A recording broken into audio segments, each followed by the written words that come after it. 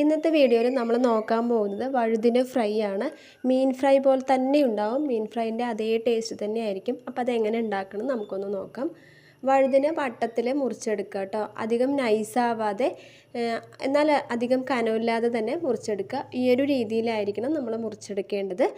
ഇനി ഇതിലേക്ക് വേണ്ട മസാലക്കൂട്ട് നമുക്ക് തയ്യാറാക്കാം. ഒരു വട്ടത്തിലുള്ള പാത്രത്തിൽ മുളക് പൊടി, അതുപോലെ തന്നെ മഞ്ഞൾപ്പൊടി, പിന്നെ കുരുമുളക് പൊടി, ഗരം മസാല, അതുപോലെ തന്നെ ആവശ്യത്തിനുള്ള ഉപ്പ്, പിന്നെ ഇഞ്ചി വെളുത്തുള്ളി പേസ്റ്റ്,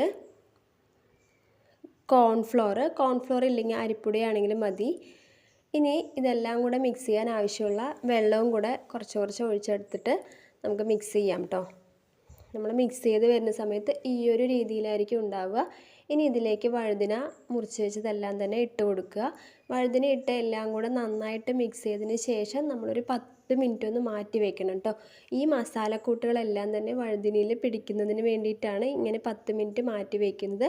ഇതിപ്പോൾ 10 മിനിറ്റ് ആയിട്ടുണ്ട്. വഴുതിനയിലെല്ലാം മസാലക്കൂട്ട് നന്നായി പിടിച്ചിട്ടുണ്ടാകും.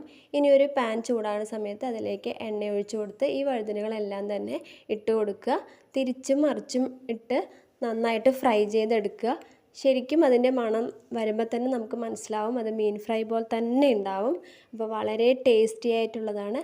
വളരെ ഈസി ആയിട്ട് നമുക്ക് ഉണ്ടാക്കാനും സാധിക്കും. അപ്പോൾ എല്ലാവരും ട്രൈ ചെയ്ത് നോക്കുക. പിന്നെ വീഡിയോ ഇഷ്ടമായിട്ടുണ്ടെങ്കിൽ എല്ലാവരും ഒന്ന് സബ്സ്ക്രൈബ് ചെയ്യുക, ലൈക്ക് ചെയ്യുക, ഷെയർ ചെയ്യുക. താങ്ക്